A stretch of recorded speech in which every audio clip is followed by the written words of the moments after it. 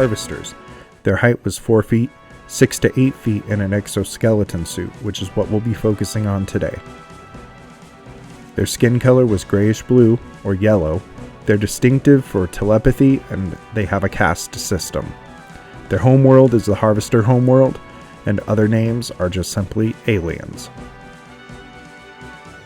To quote President Thomas Whitmore, "I saw its thoughts.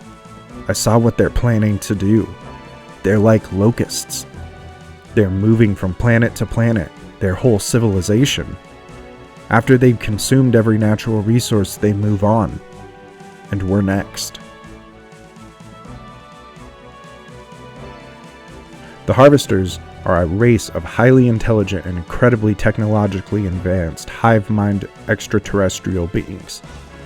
They are a threat of universal proportions that seeks to harvest and destroy planets to refuel their ships, to grow, and to perfect their technology at the expense of driving indigenous races to extinction.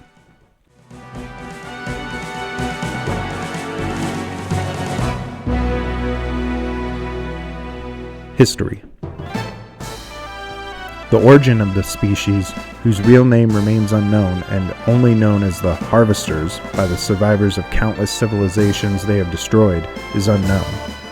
Their entire civilization has been focused on invading planets, exterminating all indigenous life, and consuming the planet's natural resources, much like the Sea People of history.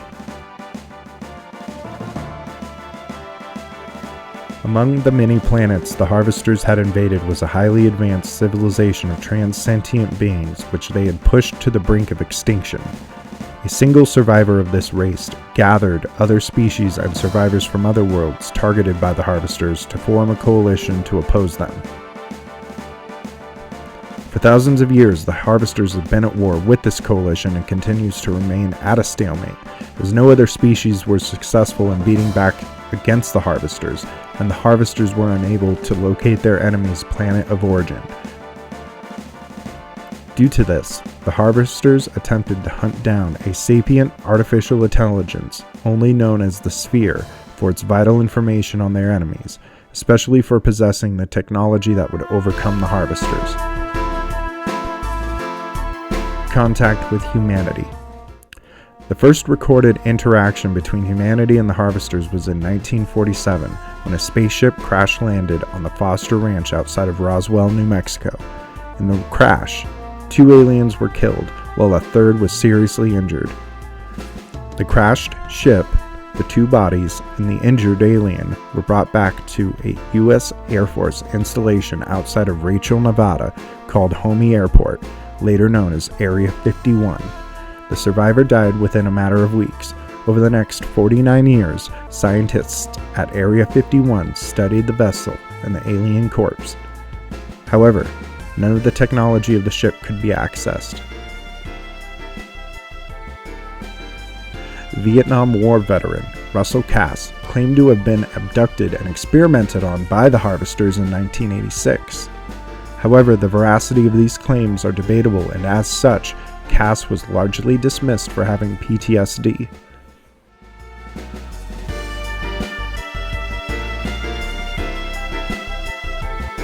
The War of 1996. On July 2nd, 1996, the Harvesters dispatched a mothership to Earth and began their invasion of what became known as the War of 1996. Arriving in massive, city-sized destroyers, the Harvesters used human satellites to relay signals between their vessels and coordinate their attacks, destroying nearly every major city in the world during their initial strike, including Moscow and Washington, D.C. Crippled, but determined to resist the invaders, human forces worldwide began launching numerous battles against their newfound enemies, with disastrous results. However, almost by accident, a weakness was discovered by David Levinson on the morning of July 4th. Hijacking the alien signal, David devised a plan to upload a computer virus into the central computer of the Harvester mothership in orbit above Earth. In turn, this would deactivate the Harvesters' energy shields and render their fleets vulnerable to attack, but only for a few minutes. Flying to the mothership in the spaceship from the Roswell incident, Levison and Captain Stephen Hiller would successfully plant the virus and enable a massive coordinated attack against the Harvesters. Having also deployed a nuclear device on board the mothership, the duo was forced to make a quick and harrowing escape. Shortly afterward, the mothership was obliterated by the device, ensuring the disorientation and subsequent destruction of their fleets on Earth.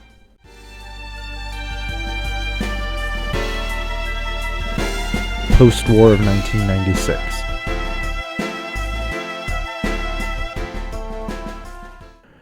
Although defeated, many Harvesters survived. Some managed to establish a level of resistance against humanity, but were ultimately either eliminated or captured by human forces. The remaining Harvesters were eliminated within days in the United States and Europe, but it took several months for the resistance in other countries to be eliminated due to lack of air power. This proves especially true in the Congo, where the Harvester resistance fought for 10 years before being eradicated. However, prior to their defeat, the Harvesters sent a distress signal deep into space, warning the rest of the species of their failure. Having to traverse many light years, the transmission was received in 2016. The remnants of the Harvesters on Earth were all eradicated by 2006.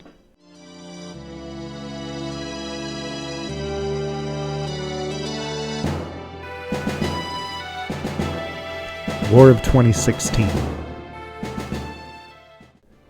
In July 2016, the message was intercepted by the Sphere, which then traveled to Earth in an attempt to warn humanity of the impending attack. However, humanity mistook the alien AI for a hostile force and destroyed its vessel. Shortly after, the Harvesters led by their queen arrived in a massive mothership. Despite humanity's use of reverse-engineered alien technology and their preparation for a second conflict, the Harvesters effortlessly destroyed humanity's defenses and made their attempt to harvest Earth's molten core, while also becoming aware that the Sphere is present on the planet. In a desperate move, the Earth Space Defense, led by David Levison, devised a trap to kill the Harvester Queen by luring her with a duplicate of the Sphere's radioactive signature into a trap laid with a cold fusion bomb. However, the Queen survived the trap and personally attacked Area 51, where the Sphere was located. ESD forces managed to destroy the Queen's personal shields and allowed ESD pilots led by Dylan Hiller to kill the Queen. With the sudden loss of their Queen and severely disoriented, the Harvesters retreated from Earth. This defeat allowed humanity to win the Sphere's approval and choosing them to lead the resistance and to finally end the Harvesters once and for all. Culture. The Harvesters operate as nomadic hive minds, traveling in large, technologically advanced spaceships capable of holding their entire civilizations. They travel to selected planets, incapacitating indigenous populations that pose a threat, and completely harvesting the planet's resources until there is nothing left. The Harvesters are shown to be completely merciless and single-minded in their conquests. They make no attempt to peacefully coexist with other life forms and instead prefer to destroy them. The Harvesters, while similar to Earth's insect class in the animal kingdom, are not insects, yet still exist in eusociality.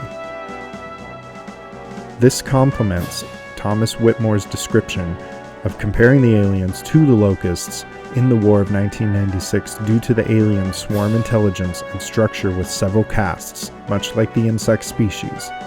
This caste system has, from top to bottom, queens and soldiers.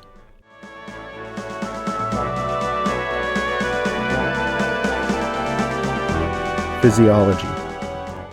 Physically, the Harvesters are no more or less durable than humans, having similar tolerances to environmental conditions as humans and capable of breathing oxygen. However, they are much more slender in appearance than humans, with a quasi-humanoid body without their biosuit.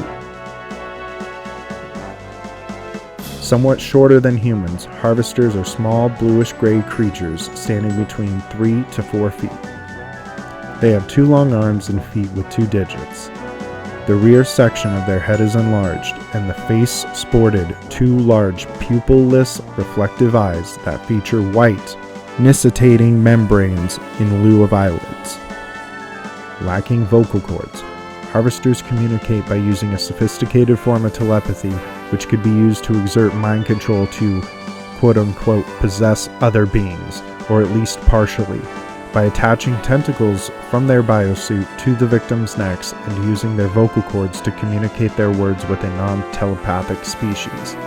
Despite this, they can still be heard uttering bestial roars, as demonstrated by the harvester pilot when encountering Hiller, and later when using Okun as a puppet. In some cases, the harvesters are also shown to be capable of projecting their thoughts into another life form's mind in the form of visions, and killing or injuring other life forms with their telepathy.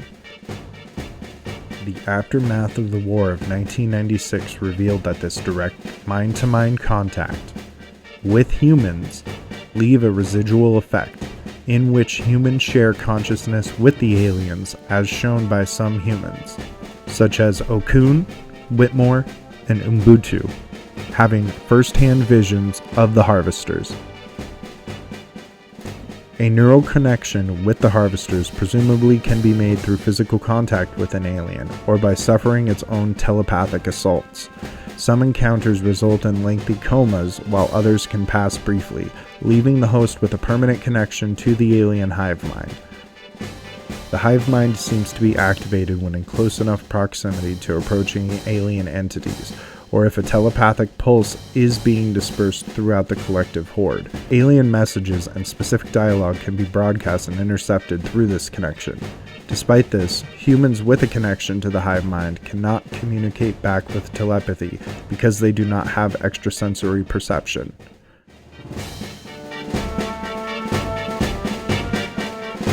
Technology. The harvesters are an extremely advanced species in both terms of technology and sophistication. They have mastered the construction and operation of directed energy weapons, energy shields, and massive gargantuan spacecraft. However, they are noted to have reached a plateau in which they have made no major advancements in at least decades, as their success rate has not necessitated them. As linear travel is inefficient, the aliens instead utilize wormholes to significantly decrease the duration of their journeys. Their technology is both mechanical and biological in nature, hence their very organic appearance. In essence, their technology and material are grown rather than manufactured. Due to their naturally frail physiology, the harvesters enhance themselves by wearing large armored biosuits that significantly enhance their strength and make them extremely dangerous in physical confrontations. These suits are equipped with large arms and legs, as well as a series of tentacles that are not only effective in combat, but allow the aliens to take over the minds of their victims and speak for them. A queen suit is also a larger and more insectoid. It appears that the queens may have provided some inspiration for the design of these suits due to their broader physical appearance that more closely resembles the suit. Although extremely durable to the extent that it compensates for their fragile nature, the biosuits nonetheless are capable of withstanding a direct blow to the quote-unquote face enough to merely knock them unconscious, as evidenced by the harvester pilot when Hiller forced it to crash land, where he proceeded to punch it in the face and caused it to be left unconscious for several hours until it woke in Area 51. Military.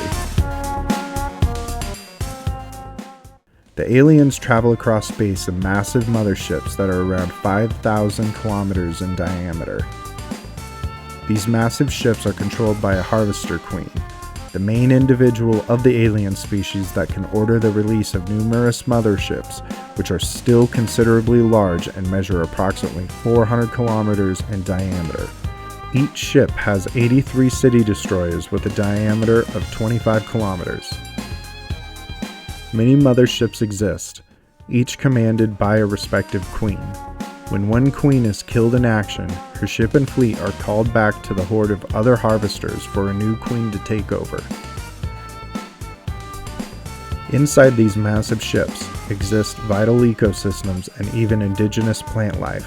Harvester motherships provide entire ecosystems and use planetary cores for fuel. Their purpose is to extract a planet's core for the means of refueling and growing harvester technology.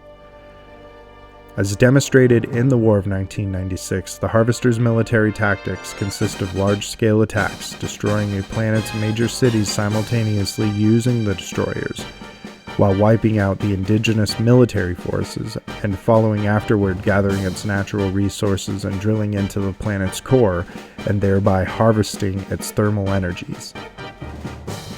This act would neutralize the planet's magnetic field and thereby allowing solar radiation to incinerate the planet's surface and destroying life. This was apparently the same process they would use every time they invade a habitable world. No other harvester ship is known to be in the vicinity of Earth during the War of 1996. The events of the war in 1996 suggest that the other motherships may frequently function as independent agents in the invasion of planets as a first line of defense, with the primary goal being to eradicate any and all armed resistance on the planet. Additionally, one or more city destroyers may serve as priming agents in the extraction of such resources, such as the one city destroyer that landed in the National Republic of Ubuntu and began drilling. The process could be possibly due to the overwhelming technological advantage of the aliens, who may usually not need to deploy a larger and more powerful solution to subdue a civilization, and instead deploy units in such a fashion so as to make invasion and resource extraction across large numbers of planets as efficient as possible. After the aliens were repelled in 1996 and the distress call was sent, the arrival of the much more massive Harvester mothership could be seen as an unusual escalation of an event that typically does not merit such a response, requiring the Harvester mothership to perform both the roles of offense and distraction.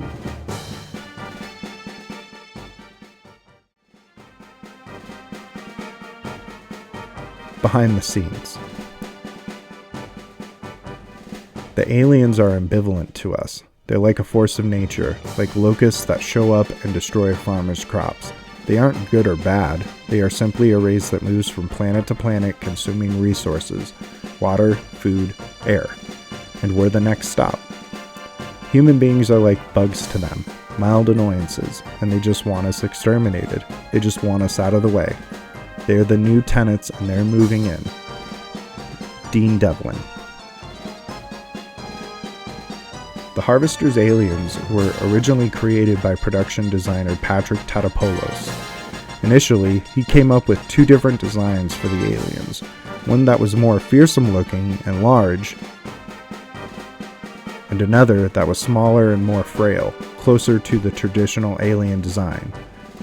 Tatopoulos asked Roland Emmerich to pick which one he liked better. Emmerich liked both so much that he decided to use the first design as their protective biosuits and the second design for the actual aliens themselves. This would provide the audience with the deception and surprise when the actual appearance of the frail and tiny alien was revealed. It would also show that looks can be deceiving, as the aliens are far deadlier than they appear to be. The alien vocal effects were voiced by Frank Welker and Gary A. Hecker. KY jelly was used to give the aliens a slimy appearance. It had to be applied to the alien props several times during outdoor scenes because the intense heat in the Utah desert caused the jelly to evaporate in just a few minutes. A small statue of an Independence Day harvester was seen in the 1998 movie Godzilla, also directed by Roland Emmerich, on the broadcast booth in Madison Square Garden. In Independence Day, the harvesters were portrayed by puppets. In Resurgence, they were portrayed by computer animation, likely due to the size of the queen being impractical to accomplish with practical effects, although some practical effects were employed, though later digitally touched up. Although harvesters have developed wormhole travel, they seem to lack superluminal communications. Because of this, it can be assumed that either the harvester homeworld or their nearest controlled system is about 20 light-years from Earth, considering that the distress call took 20 years to reach harvester space.